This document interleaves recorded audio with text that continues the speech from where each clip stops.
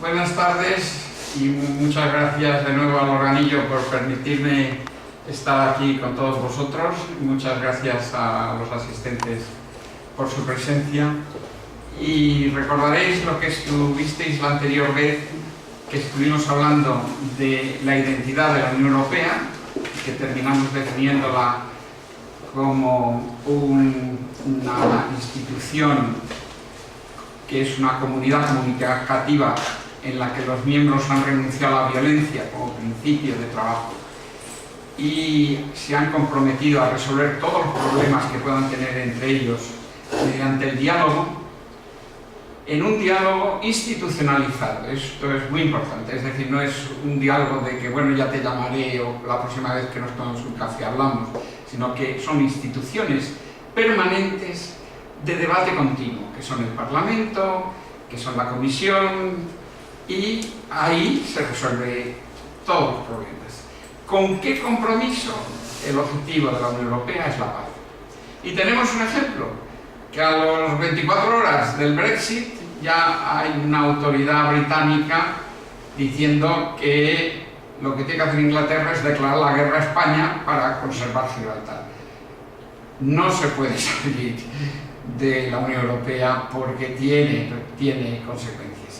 Y veremos hoy las consecuencias que previsiblemente puede tener la salida del Brexit del Reino Unido de la Unión Europea, que es el primer miembro, el primer país de los que forman la Unión que se saldría. Y no hay antecedentes, aunque hay una legislación. Tengo aquí justo el artículo que regula cómo se puede ir un país miembro, y lo que primero que dice es que todo Estado miembro puede decidir de conformidad con sus normas, lo único que tiene que cumplir es con la legislación propia del país. En este caso recordemos que hubo un conflicto entre los tribunales, el alto tribunal y el gobierno sobre si tenía que ratificar la decisión del Brexit el Parlamento o bastaba con la decisión que se había tomado el referéndum, y se llevó al Parlamento y el Parlamento ratificó que sí. Aunque la consulta, aunque la consulta había sido pura consulta, es decir, no era efectiva, era un referéndum de saber cuál era la opinión del pueblo inglés sobre quedarse o no en el Brexit. Por tanto, cualquier Estado puede salir en cualquier momento, pero no hay gran detalle, hasta tal punto que tengo aquí una nota sobre lo que dijo un diplomático británico que participó en la redacción de esta parte del Tratado de Lisboa, que es Lord Kerr, que dice que el artículo 50, que es el que afecta a la salida de países miembros de la Unión Europea, dice, se ha hecho para no ser usado. Y efectivamente, parte de los problemas actuales es que no solo no hay antecedentes de cómo salió el anterior y hay que hacer camino al andar, sino que no hay concreción de qué pasos hay que dar. Pero está claro dos cosas que son importantes y van a ser importantes en lo que pueda ocurrir. Primero, que hay 2 años de negociación. Lo que se va a negociar no es la salida, que ya está tomada la decisión, porque es unilateral. Pensemos, Inglaterra no ha tenido que pedir permiso para irse, sino ha notificado que se va. Es unilateral, es potestad del miembro el irse. Y en esos 2 años lo que se negocia es el acuerdo de en qué condiciones van a ser las relaciones una vez que usted se vaya. Pero si a esos 2 años no se llega a ningún acuerdo, hay ruptura. Es decir, usted se sale y es un país ajeno a la Unión, como puede serlo Tanzania. Y a partir de aquí, pues ya veremos. Pero usted tendrá que cumplir con todas las normas que tiene la Unión para países ajenos y tendrá que pagar las tarifas que tenemos para importar desde cualquier país del mundo que no tiene nada que ver con nosotros, salvo que haya relaciones bilaterales que tengan condiciones especiales. Aunque cabe que si a esos 2 años no se ha llegado a un acuerdo, se podría prorrogar el periodo de negociación si hay unanimidad en los países miembros. Todos los países dicen, bueno, pues le damos un año más o 6 meses más, porque como estamos a casi 2 meses y medio, y que efectivamente el país miembro también quiera seguir negociando. Pero si no hay ruptura, es decir, sería que no vale nada de lo que tenemos firmado entre Inglaterra y la Unión Europea. Luego, eso puede ser duro. ¿Qué ocurre? Pues el tema es que se hizo un referéndum con la intención de que dijesen que sí, para fortalecer la postura del entonces presidente, que había renegociado algunas condiciones adicionales a las vigentes y había presionado a Europa diciendo, pues concederme esta listita para que el referéndum salga, pero se llevó la sorpresa de que el referéndum salió en contra de la permanencia, por muy poquito, porque fue un 52% de votos a favor de irse y un 48% a favor de quedarse. Y por tanto, en ese referéndum del 23 de junio del año pasado, el Reino Unido decidió abandonar la Unión Europea, aunque, como digo, fue un referéndum puramente consultivo. Y estuvieron alargando el poner en ejecución este artículo 50 del que hemos estado comentando, y para ganar tiempo, porque sabemos que una vez que hagan la solicitud tenemos 2 años, luego se fue demorando para ir ganando tiempo antes de, y el 28 de marzo de este año, pues el Reino Unido firmó la carta invocando el artículo 50 del Tratado de Lisboa y notificando su salida. ¿Qué ha ocurrido aquí? Pues aquí, en el fondo, en el trasfondo, aparte de que entre el Reino Unido, como veremos, y la Unión Europea nunca ha habido una relación totalmente fluida en todos los sectores, había parte de la población a favor, otros muy a favor y otros muy reticentes y otros muy en contra, pero siempre ha habido algún problema que comentaremos.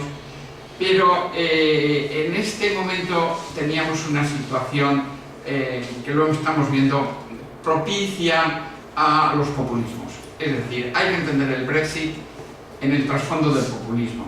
Populismo que se fragua por el disgusto de la situación en la que se está. Donde hay gente que se queja y no ve que tenga posibilidades de cambio de lo que tenemos delante de los ojos y nos ha tocado vivir. Y en estas circunstancias, pues los populismos lo primero que aplican son 2 cosas. Una es la posibilidad de la democracia directa, que es buena en sí, pero fundamentalmente para que los ciudadanos tengamos cauces de hacer propuestas. Pero es absurdo hacer que los ciudadanos tomen decisiones, porque no tenemos la información suficiente. Entonces estamos viendo que los referéndums para tomar decisiones, pues como decía un amigo mío muy recientemente, los carga el diablo, porque los que votamos no tenemos toda la información. Y se están haciendo referéndums, pues como está haciendo el Ayuntamiento de Madrid, para ver qué se hace pues, con la Plaza España, y luego otra gente que no tiene documentación, existiendo en el Ayuntamiento técnicos, arquitectos con conocimientos y con documentación y variables a tener en cuenta sobre cantidad de cosas, imagino, tráfico, hoteles que hay, etcétera, etcétera, pues también se está usando por el populismo los referéndums para no implicarse en las decisiones. Es decir, bueno, aquí yo no tomo la decisión, la consulto y a ver qué pasa, y lo que ellos digan yo lo asumo. Y también hay una trampa, porque yo el primer populismo que me encontré pues fue cuando, visitando Libia, me compré un libro verde de Gaddafi, ¿no? Y es una democracia directa muy clara y bueno, en teoría admirable. ¿Qué pasa? Que lleva la dictadura más radical, porque como las decisiones de los distintos círculos son tan dispares en un momento dado, pues al final tiene que tomar la decisión uno, y ese uno elige del círculo que ya ha dicho que propongan lo que lo va a decidir que van a hacer. Es decir, nos lleva a la dictadura. Luego, es un comentario al margen, pero hace al caso al referéndum británico, creo que los ciudadanos estamos para elegir gente competente que decida por nosotros, documentados, y no para decidir masivamente. Aunque sí creo que hay una parte positiva de suministrar sugerencias, porque evidentemente el que está en la trinchera sabe mejor de dónde vienen los tiros que el que está en el alto Estado Mayor. Luego los ciudadanos que están viviendo los problemas día al día de un sitio, de una coyuntura o de un tipo de trabajo en el que se esté, están en mejores condiciones de tener mejor información sobre eso que les está afectando. Luego, como cauces sí, como decisiones no hemos visto que no, lo hemos visto que aquí nos ha fracasado. Es una barbaridad porque va a perjudicar a todos y lo hemos visto en las elecciones americanas. Curiosamente, el primero que propone oficialmente, públicamente, unos Estados Unidos de Europa es Churchill. Después de la Segunda Guerra Mundial, en el año 1946, pues propuso claramente crear los Estados Unidos de Europa, a imagen de los Estados Unidos americanos. Luego, esta idea es británica. Curiosamente, ahora tenemos un proceso, como digo, de 2 años que va a ser complicado y que lo más interesante sería acelerar, para quitar incertidumbres, el periodo de negociación, que fuese rápido, ¿no? Aunque tenemos ese límite de los 2 años que se podría expandir. Y en lo que se termine acordando hay aspectos que nos interesaría a todos mantener las cosas lo más cercana a como están. Por ejemplo, en las relaciones que sean lo más estrechas posibles, pero sin privilegios, porque una de las cosas que nos ha estado haciendo a los europeos, la Unión Europea, es pedir un traje a medida y que se hagan excepciones porque yo soy inglés. Y en este momento la Unión Europea, que todavía es miembro, en tanto no salga, pues tiene unas condiciones muy personificadas para ellos y son reales privilegios que el resto de los países no tenemos, ¿no? Y luego hay un tema de que en este proceso tienen que pagar la factura de salirse, que posiblemente esté en torno a los 65.000 millones de euros. Que luego veremos el detalle, discrepamos. Ellos dicen que quizás sean 25.000 o más bien 10.000, y Europa dice que no, que sumando todo son 100.000. Y este es el primer punto de discrepancia en el que estamos, ¿no? Luego veremos el detalle de esa cantidad y por qué tienen que pagar esa salida del club. Y el otro tema, perdón, me he ido, es dejar claro que si alguien que forma parte de un club y en el que está disfrutando pues de la piscina como miembro del club, si se va del club, pues el ir a la piscina le va a costar más que si no es miembro del club, como es lógico. Luego habría que ver que una vez que se vayan y que paguen la factura de salida, a ver qué cuota van a tener que pagar, porque si mantienen privilegios con la Unión Europea, por ejemplo, si mantienen todos los que ahora tienen derechos y obligaciones con la Unión Europea, están haciendo uso de una infraestructura comunitaria costosa. Luego tendrían que pagar una cuota, como está pagando, por ejemplo, Noruega, por tener un estado de país asociado con unas condiciones no de miembro, pero de mucha beneficiarse de la infraestructura que la Unión Europea pone al servicio de sus socios. Y como digo, si no eres socio, pues tendrás que pagar algún tipo de cuota. Pero si volvemos a la historia, vemos que la Unión Europea nunca ha querido ser de corazón miembro de Europa. Ha estado, a pesar de las declaraciones de Churchill, que era un hombre inteligente y un hombre de Estado, pues para empezar no quiso entrar en la CECA, en la Asociación del Carbón y del Acero, que ya la Asociación del Carbón y del Acero lo que pretendía era la paz, porque está claro que son los recursos para hacer cañones. Es decir, si alguien quiere hacer tanques y cañones, lo que necesita son 2 cosas: acerías y carbón para encenderlas y acero para fundir. Y con ese afán de evitar las guerras, porque la experiencia europea de las últimas 3 guerras entre Francia y Alemania ha sido nefasta, pues se crea la CECA y se le invita a Inglaterra y no quiere entrar. Y luego se crea la Unión, no la Unión Europea, la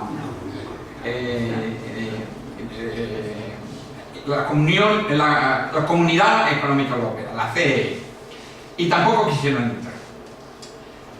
No solo no quieren entrar, sino están intentando por todos los medios torpedear la idea y ofrecen a todos los países que estaban intentando formar parte de la Comunidad Económica Europea, y algunos ya eran miembros de la CECA, formar una zona de libre cambio.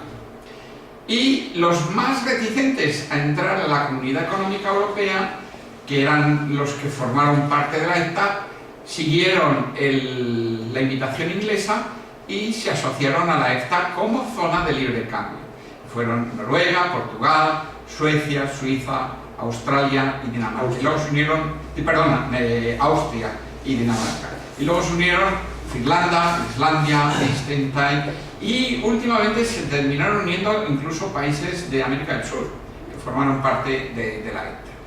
¿Qué es una zona de libre cambio? Pues una zona de libre cambio es una zona que quita todas las barreras fiscales interiores de paso de mercancías entre un Estado y otro, miembros de esa Unión Europea, y se tienen barreras aduaneras externas a los países que no forman parte de esa Unión.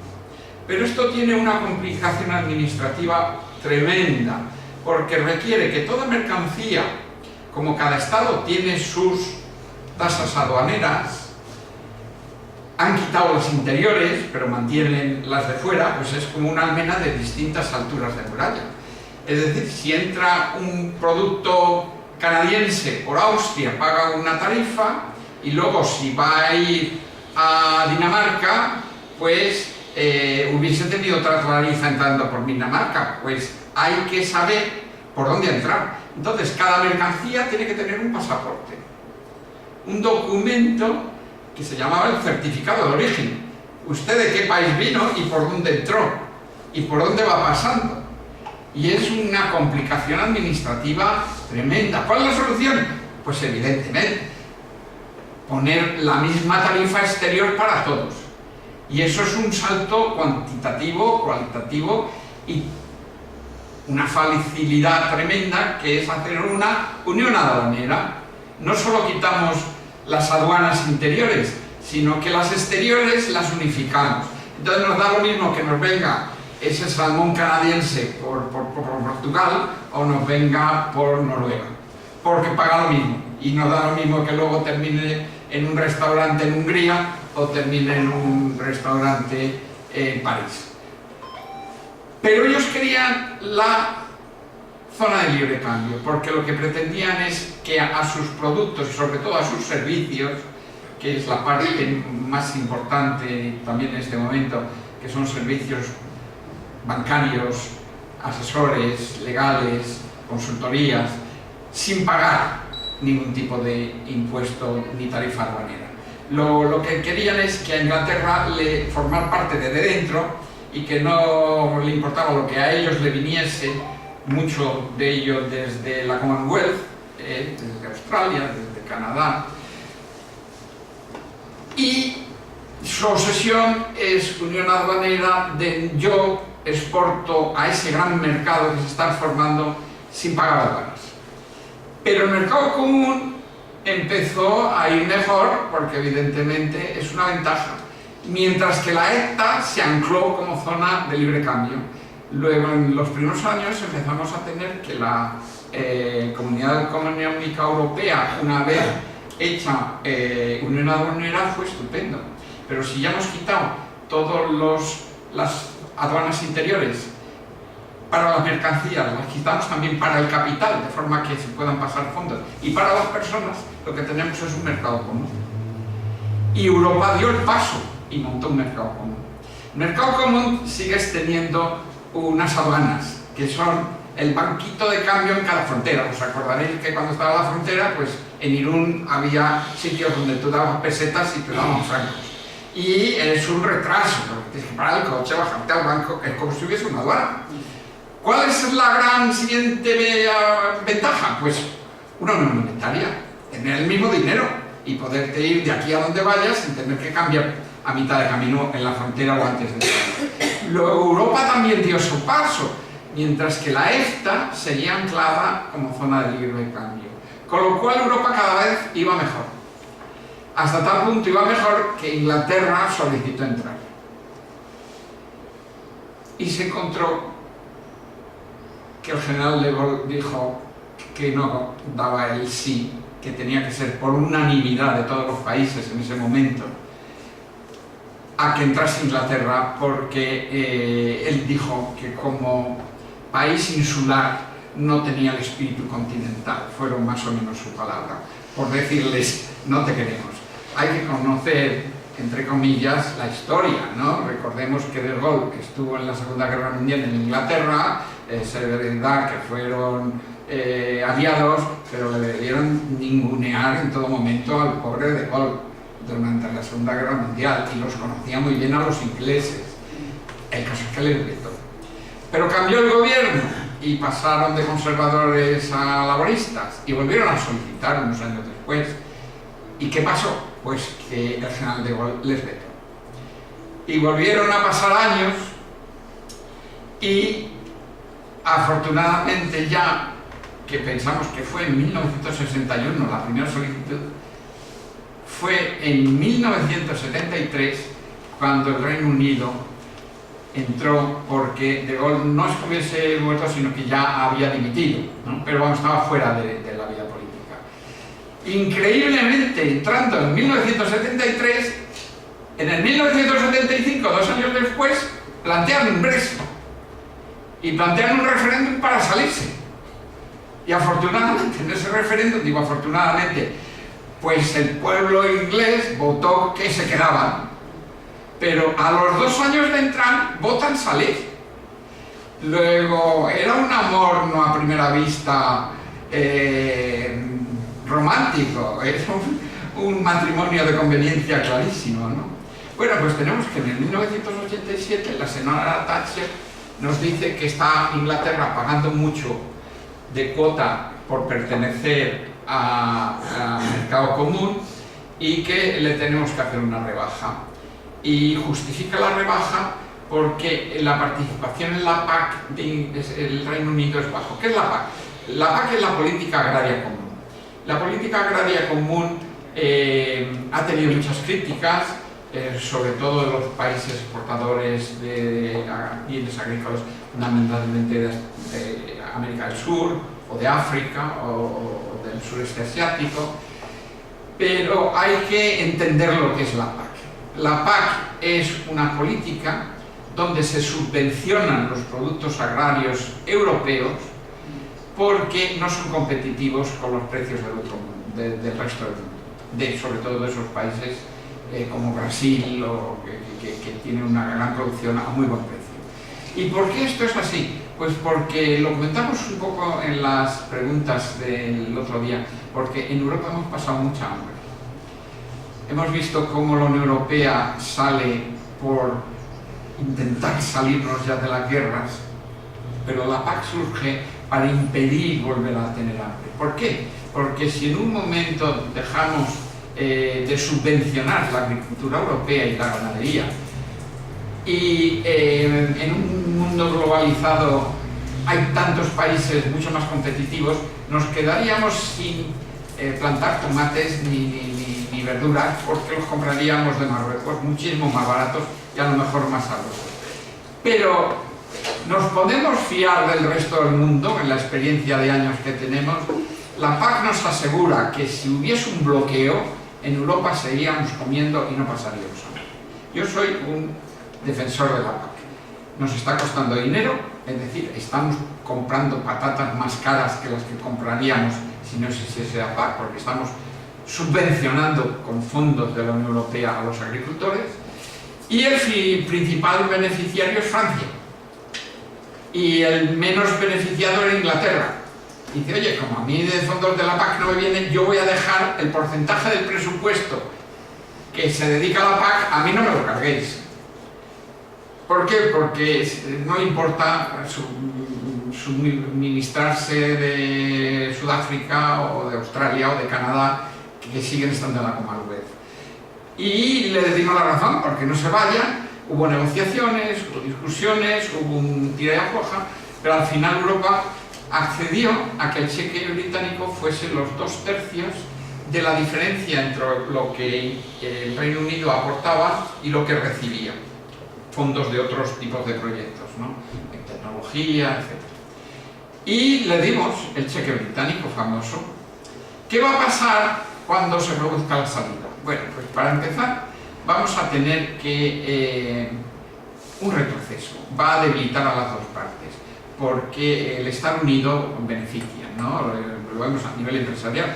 Cuando dos empresas se fusionan, pues tienen la mitad de gastos de director general, porque en vez de tener dos, tiene uno, y así con todo.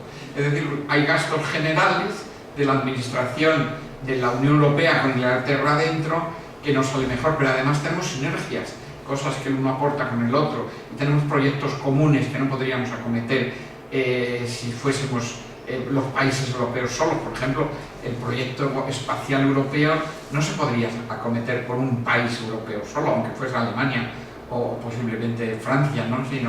Y juntos sí podemos. Luego habrá cosas que ahora podemos hacer como ambos unidos, Inglaterra y el resto de la Unión Europea, que no lo vamos a poder hacer cuando estén separados, y van a caer evidentemente partidas de tráfico de mercancías y de personas y de flujo de capitales también. Veremos en detalle esos aspectos.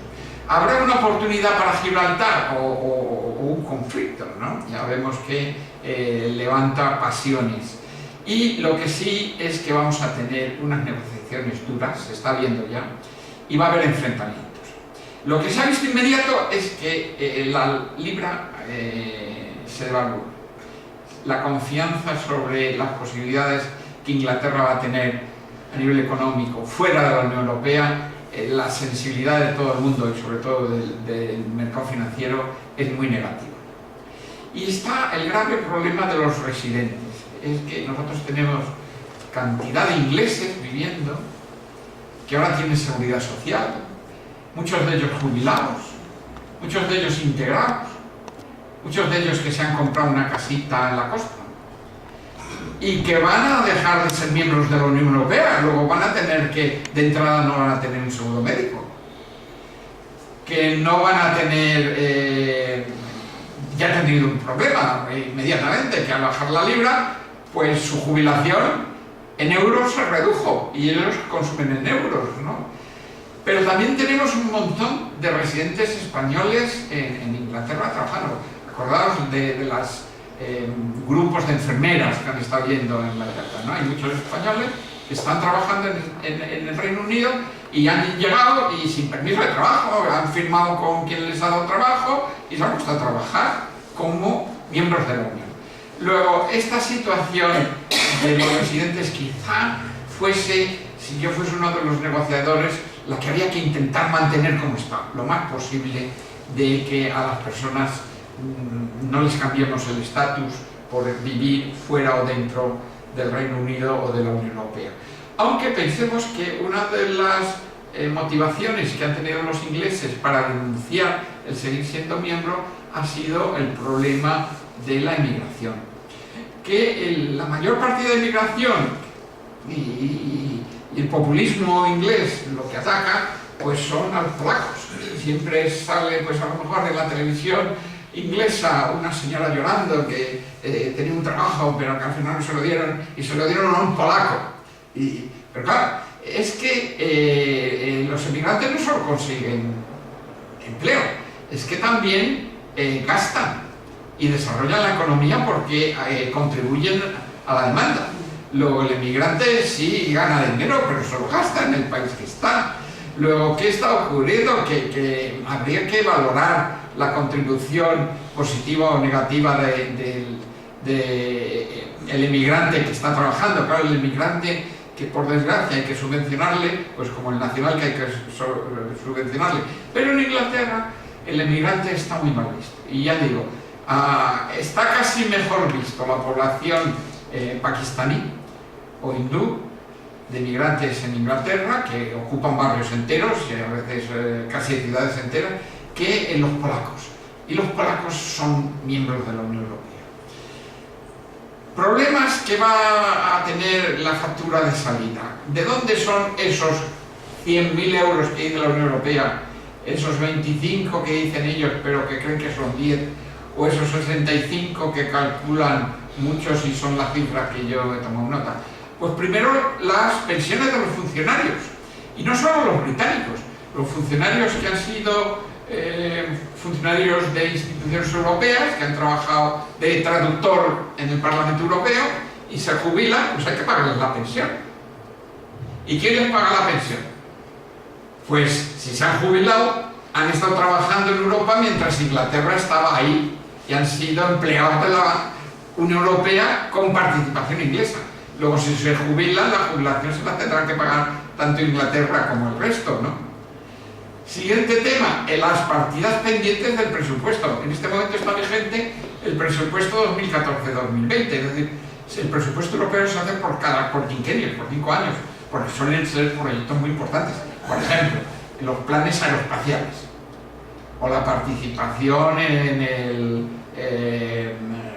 generador nuclear experimental de fusión. Pues hay un compromiso ya al que se comprometió cuando aprobó ese presupuesto Inglaterra como país miembro, que hay que seguir gastando. Luego esos gastos Inglaterra tiene que seguirlos haciendo frente, porque se está haciendo un trabajo, un desarrollo, una investigación a la que ellos dijeron sí, dijeron y me comprometo con esta cantidad, pues que la tendrán que seguir pagando. Pensemos además que va a seguir siendo miembro durante estos 2 años de negociaciones, además. ¿Qué otro tenemos? Pues hay una disputa, que pasar de estos 100.000 a los 10.000, sobre los costes de los activos físicos. Dicen, bueno, pero es que la Unión Europea, con el presupuesto al que hemos estado contribuyendo, pues hizo el edificio del Parlamento Europeo. Pues ahora que me voy, que me devuelvan los costes, porque ya ese Parlamento no lo voy a usar, es señora mía. Lo llamo femenino porque es Inglaterra, he pensado. Pues si alguien se va de un club en el que estuvo participando durante unos años y crearon una sede social que costó lo que costó, pues se va del club y deja de pagar la cuota. Pero no dice, bueno, pues que me den la parte que costó el club a la cual contribuí que se hiciese. Pues esto es materia de discusión. O sea, las negociaciones están discutiendo esto, que me devuelva lo que costó el Parlamento que puse yo. Y se le dice, no, señor mío, lo que estamos diciendo, usted se va del club, pues igual que el que viene nuevo del club va a disfrutar de las instalaciones, igual que llega al club de campo nuevo, no pagó por lo que se ha hecho y va a disfrutar del campo de tenis, porque está ahí y es parte del activo del club. Igual que los nuevos países que se puedan incorporar algún día a la Ucrania, no van a pagar lo que costó el Parlamento Europeo, pues ya está hecho. Pues en esto se está discutiendo. Y estas cantidades son las que van sumando. Siguiente, hay préstamos comprometidos con terceros. Por ejemplo, hay un préstamo importante a Ucrania, donde hay que pagarle este año y el que viene, y el que viene, y el que viene. Préstamo que se concedió con el conocimiento y el beneplácito del Reino Unido. Pues tienen que aportar la parte que les toca del préstamo a Ucrania o terceros países. Este es un ejemplo, ¿no? Y luego hay un coste importante en el traslado de las instituciones comunitarias que ahora están en Inglaterra. Por ejemplo, la parte del medicamento está en Inglaterra y habrá que sacarla, porque es la gestora europea del medicamento, donde se regulan cómo tienen que ser las garantías de todos los que sean farmacéuticos, saben de qué va, ¿no? Y nada, tenemos que tener al continente, que no sé si ir a Bruselas, a París, a Madrid o a Málaga, pero habrá que hacer un traslado y el edificio no se va a traer, se quedará allí, pero habrá que construir un edificio nuevo y ya tenemos como Unión Europea uno allí. Y tenemos también la parte de gobierno bancario que está en Londres, en la City, ¿no? Pues tenemos además un antecedente de que el CEPOLA, que es la formación de la Policía Europea, que estaba en Inglaterra, se llevó a Hungría, para cuando se unió Hungría empezasen a tener ya actividad de servicios paneuropeos, y Inglaterra contribuyó con la parte que le correspondía según sus cuotas al coste del traslado desde el Reino Unido hasta Hungría del CEPOLA, del Centro de Formación Policial Europeo. Luego tienen que pagar lo que nos cueste traernos la agencia bancaria y la agencia del medicamento. Y según digan, esto sí que me corresponde o no, pues ya digo, Europa maneja que tienen que pagar 100.000 millones de euros. Ellos dicen que son 10 y que como mucho quizá 25. Luego aquí es el primer escollón donde ya se están tirando los trastos. ¿Qué ocurre? Pues que necesitamos un buen tratado. Cuanto menos cosas cambiasen sería mejor. Es decir, decía un señor que el otro día de una conferencia sobre el Brexit, que fui a oírle para aprender, pues una de las cosas que decía es que cuanto mejor sea el tratado, y mejor irá y nos irá a los dos, y que lo mejor sería que los cambios fuesen formales. Por ejemplo, en la forma del pasaporte. Dice, bueno, pues no, si no os gusta el pasaporte que dice Unión Europea, pues tenéis un pasaporte que diga Reino Unido, pero todo el resto igual, pero que sean pinceladas de superficie y que todo siga igual por dentro operativamente, cosa que difícilmente se va a conseguir, y que lo que quieren son cambios radicales. ¿Por qué? Porque en la tradición europea nunca ha habido un compromiso total como hemos tenido el resto. España ha entrado en la Unión Europea pues por convicción del pueblo, porque ya Ortega nos decía, el problema es España y la solución está en la Europa. El entrar a Europa era encontrar una garantía de que íbamos a tener una situación constitucional y democrática que solos a lo mejor no íbamos a ser capaces de hacerlo y rápidamente. Y lo mismo le pasó a Portugal, ¿no? Y el buscar la paz a todos nos convenía, ya Francia, Inglaterra. ¿Qué pasa? Que Inglaterra no tenía esa necesidad de un motivo que le vinculase y urgiese para entrar en la Unión Europea. Y la prueba es que se nos va. Bueno, en estos 2 años de negociación, ¿qué podría pasar? Pues lo mejor es que diese marcha atrás. ¿Posibilidades? Pues a lo mejor con las nuevas elecciones, a ver qué pasa. Si hay un cambio de poder en el Parlamento británico, pues que hubiese una nueva decisión del Parlamento británico, como el Tribunal Superior ya ha dicho, que es el que tiene que avalar el que nos vamos, pues a lo mejor podría ahí ocurrir que diese marcha atrás.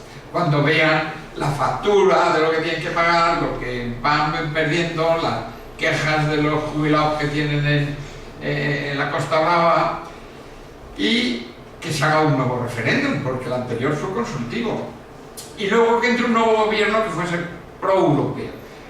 Todo ello difícil, pero esta es una opción. Dependiendo de las negociaciones, ¿qué puede pasar? Pues lo que sí está claro por parte de Europa es que tiene que salirles caro el ISA, porque sería un antecedente que podría traer detrás un Ipsis y que se nos fuese Italia, o un Grexit y que se nos fuese Grecia, o un Auschit y que se nos fuese Austria. Y en esta línea, es decir, después del ejemplo de Inglaterra, si se van de rositas y resulta que efectivamente dejan de pagar su contribución y siguen disfrutando de los beneficios del club, pues diga, pues yo también me apunto. Y el riesgo mayor que tenemos con la situación italiana, tal y como están los partidos en este momento, ¿no? de los anti-europeos, anti-euro, en fin, potenciales seguidores del ejemplo. Luego, el ejemplo inglés tiene que salirles caro. Europa no puede andar con paños calientes y decir, bueno, pues de acuerdo, pues ahora iros y dejarnos en paz. No, hay que hacérselo pagar. ¿Qué efectos tendría para España? Que es algo de lo que nos comentábamos antes de empezar. Pues primero tenemos inversiones cruzadas muy importantes, ¿no? Pensar en banca solo, ¿no? España, pues el Santander tiene bancos ingleses potentes. De hecho, uno de los perjudicados por el Brexit pues fueron las acciones del Santander, que pegaron el mayor bajón cuando se anunció el resultado del referéndum. Pues el susto se lo llevaron los de Gibraltar, pero el susto mayor fue el Banco de Santander y los accionistas. Luego hay una situación comercial muy interesante para España. Les estamos exportando 24.000 millones de euros al año, mientras que importamos de Inglaterra solo 14.000. Tenemos una balanza de pagos positiva y muy interesante. Y una estructura no muy buena, porque lo que estamos exportando, que está aquí abajo, grandes partidas, son sustituibles. Es turismo, vino, agricultura. ¿Qué quiere decir? Que los turistas que nos vienen a Málaga se pueden ir a Grecia o a Sicilia o a Marruecos, y el vino lo puede comprar de California o de Chile, y la agricultura con los tomates los puede llevar desde Marruecos. Luego a España nos va a afectar en las inversiones, que vamos a dejar de recibir inversiones de ellos, que nos vienen muy bien porque suelen ser además tecnológicas. Nos va a afectar en las inversiones que tenemos allí, y nos va a afectar en la balanza comercial, que a fondo redunda en la balanza de pagos, porque nuestras exportaciones, en gran parte, no todas, afortunadamente, son sustituibles. Ahora, oportunidades. Pues para empezar, en Gibraltar vamos a ver qué pasa.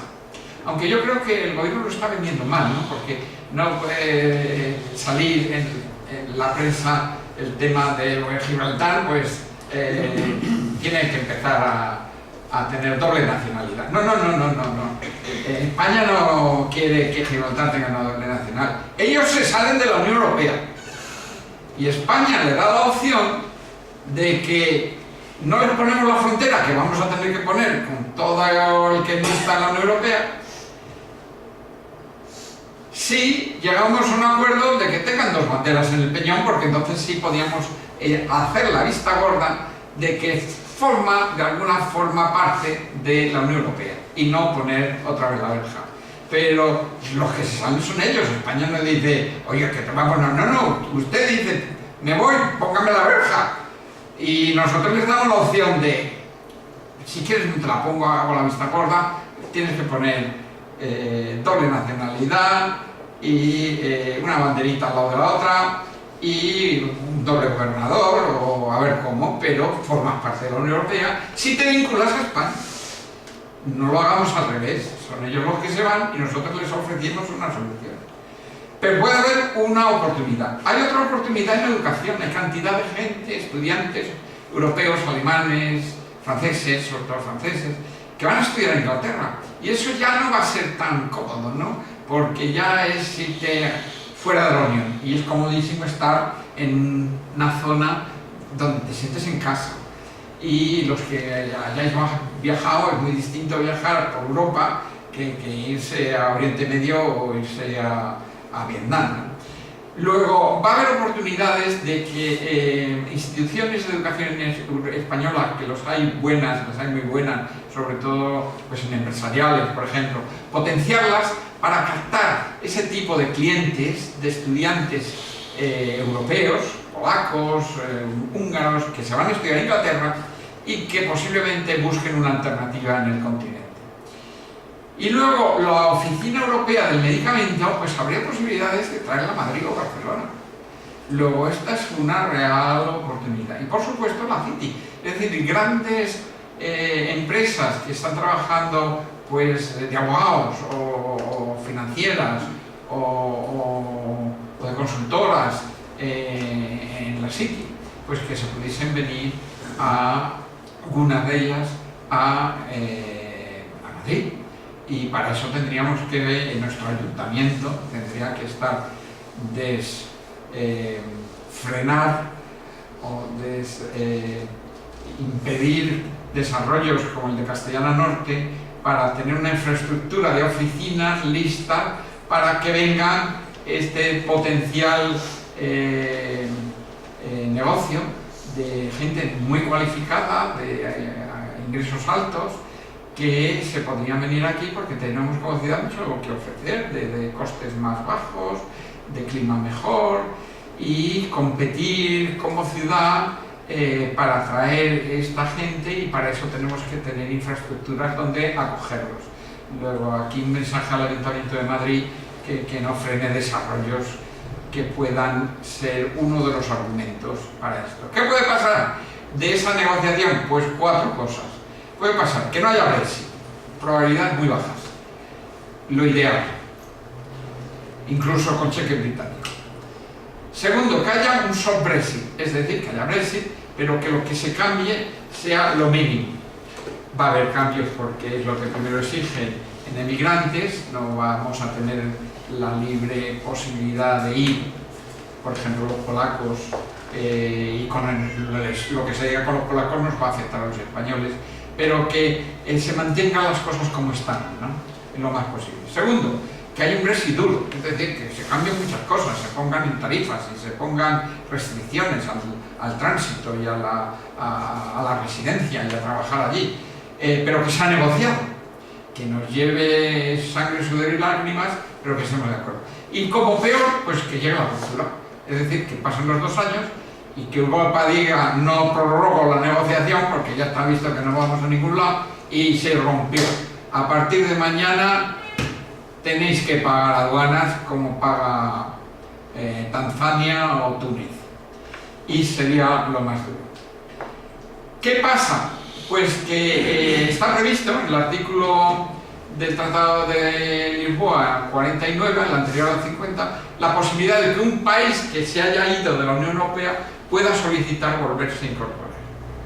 Yo aquí, si algún día pasa, que posiblemente llegue a pasar, no sé cuántos años o generaciones, yo pondría a los negociadores 4 criterios antes de empezar a negociar. Primero, dejar muy claro que en Europa se conduce por la derecha.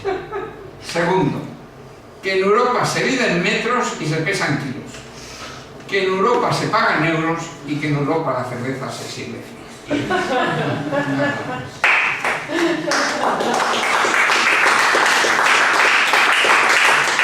Si os parece, abiertos a preguntas.